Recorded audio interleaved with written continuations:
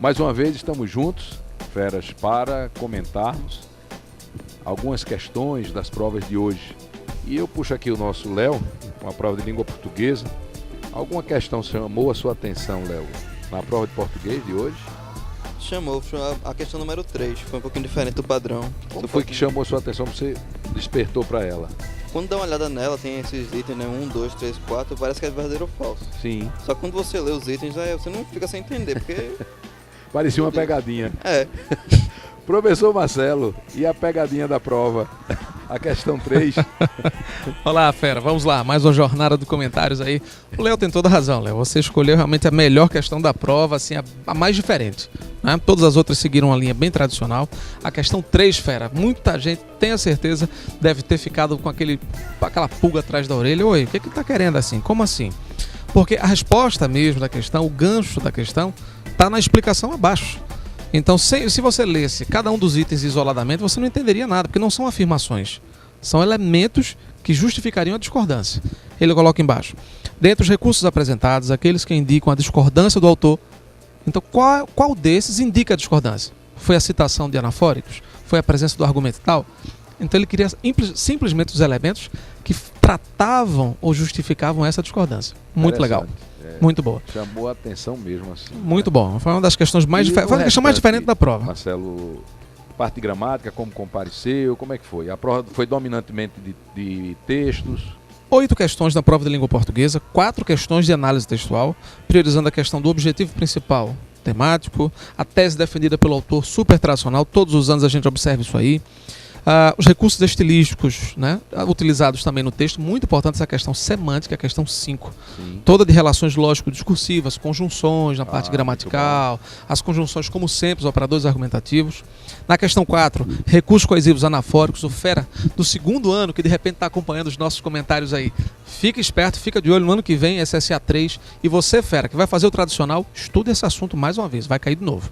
Recursos coesivos, conjunções, novamente na prova, operadores argumentativos. E nós vamos estar batendo aqui nas nossas revisões. Vamos sim. Nesse tipo de quesito. A questão 6, um mix de sintaxe, você tem crase e concordância, termos de oração, orações subordinadas, tudo num canto só. Cada um abordando uma letra, só um único item. E a questão 8 que fala um pouco sobre semântica. Eu gostei dessa questão das relações de causa e consequência, o sentido utilizado pela repetição do verbo. Foi uma prova bem distribuída, mas não fugiu à normalidade. Está sempre no mesmo padrão que a UPE aborda. Perfeito.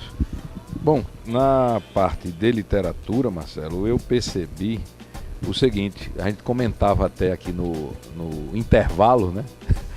Nós comentávamos a questão número 10, foram 4 questões de literatura, e a questão 10, ela trouxe vamos dizer assim, um equívoco recorrente dentro das provas da UPE. É que o comando da questão tem a ver com a questão anterior, não tem a ver com a questão de que realmente vem a seguir.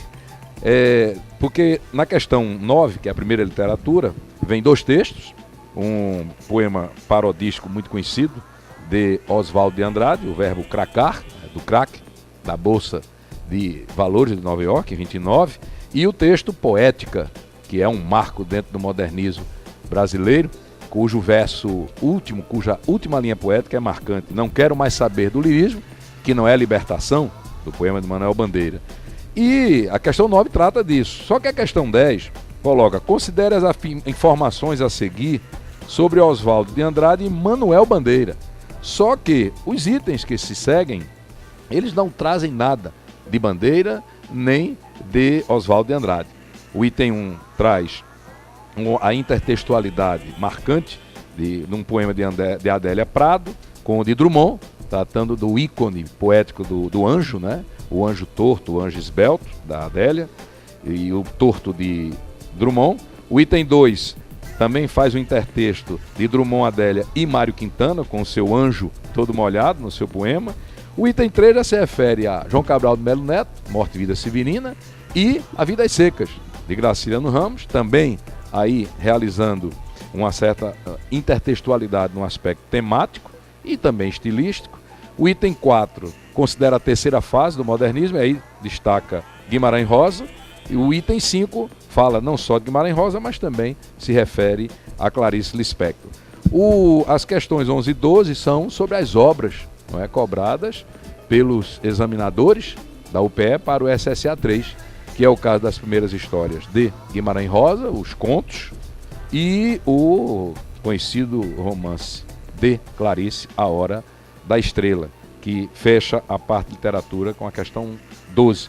Então, uma prova muito boa, dentro da programação, não é? E o aluno atento, que acompanhou as aulas, que esteve lá, lado a lado com seus professores, com certeza chegou lá, né, professor Marcelo? Chegou sim, com certeza. Eu acho que o Fera está comemorando aí, o Fera CBV certamente tá só alegria nessa prova de português aí. Nós esperamos que sim. Léo e todos vocês, CBVianos. Até já!